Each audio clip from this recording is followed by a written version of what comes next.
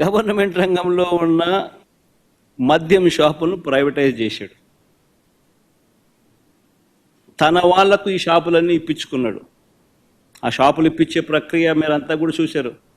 ఏ రకంగా ఎమ్మెల్యేలు కిడ్నాపులు చేశారో, ఏ రకంగా ఎమ్మెల్యేలు పోలీసులు అందరూ కూడా వాళ్ళకు సంబంధించిన వాళ్ళని మాత్రమే టెండర్లలో పార్టిసిపేట్ చేసేట్టుగా చేశారో. అది ఆక్షన్ కాదు, అది లాటరీ. అంటే వీళ్ళకి కావాల్సిన వాళ్ళకి మాత్రమే ఇప్పించుకునే ప్రక్రియ. ఆ లాటరీలో కూడా మిగతా వాళ్ళు ఎవరు కూడా పార్టిసిపేట్ చేయకుండా వీళ్ళు మాత్రమే పార్టిసిపేట్ చేసేట్టుగా మళ్ళీ పోలీసులు గవర్నమెంట్ నడపడం.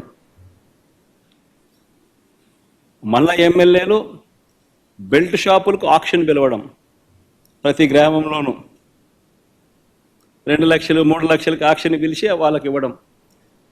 ఆ 2 లక్షలు 3 లక్షలు పాడిన కార్యకర్త పోలీసులు ఎవరు కూడా వారికి సహాయ సహకారాలు అందిస్తాడు, వారిని అడ్డుకోడు. ఆ మందు వాళ్ళు అమ్ముకోవచ్చు. ఆ కొనుక్కున్న ఆ మద్యం షాప్ ఆక్షన్ తీసుకున్నాడు, బెల్ట్ షాప్ ఆక్షన్ తీసుకున్నాడు, ఎంఆర్పి రేటు కన్నా ఎక్కువ రేటుకు మన కళ్ళ ముందరనే అమ్ముతున్నాడు.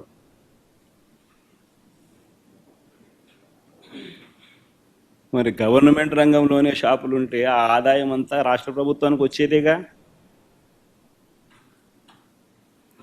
రాష్ట్ర ప్రభుత్వం ఆదాయం తగ్గుతుంది, చంద్రబాబు నాయుడు జోబులు ఆదాయం పెరుగుతా ఉంది.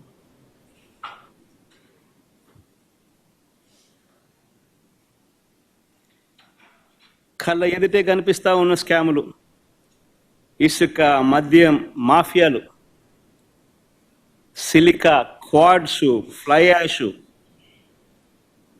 ఏదైనా మాఫియా కార్టెల్ ఫామ్ చేయడం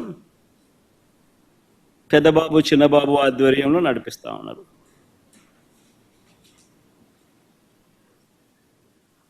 ప్యాకాట క్లబ్బులు,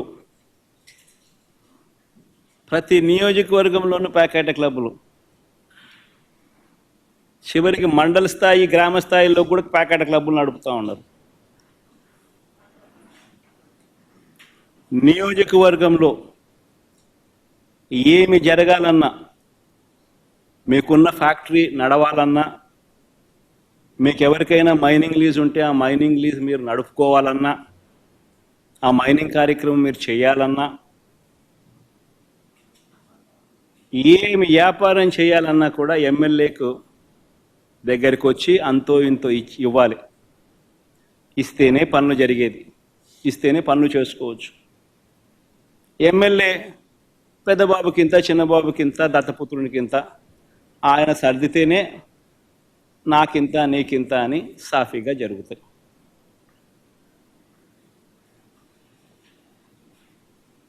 మొట్టమొదటిసారిగా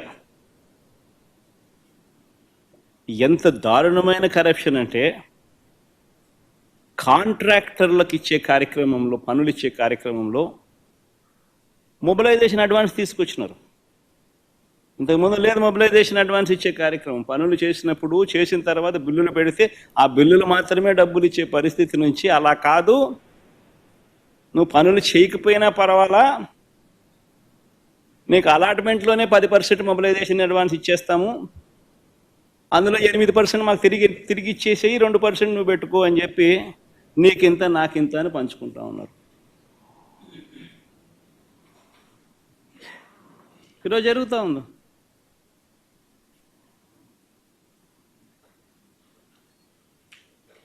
మా హయాంలో టెండర్లు పిలవాలంటే జ్యుడిషియల్ ప్రివ్యూకి పంపించేవాళ్ళం, అది రద్దు చేసేసినారు.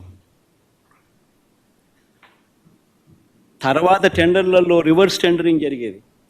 అంటే ఎవరైనా కూడా టెండర్లలో పార్టిసిపేట్ చేసిన తర్వాత L1 వచ్చిన వాళ్ళు ఎవరైతే ఉంటారో L2లు, L3లు, L4లు కూడా మళ్ళీ ఆక్షన్ పద్ధతిలో L1 కన్నా తక్కువ కోట్ చేసి మళ్ళీ పార్టిసిపేట్ చేసే రివర్స్ టెండరింగ్.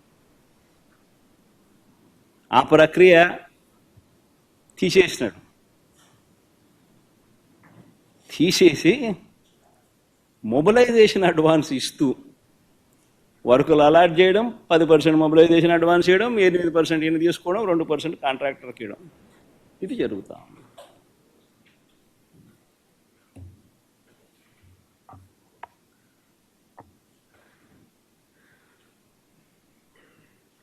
ఇవన్నీ చేస్తూ ఉన్నారు కాబట్టి సంపద సృష్టి అనేది జరగడంలా. రాష్ట్ర ప్రభుత్వం ఆదాయం ఆవిరవుతా ఉంది.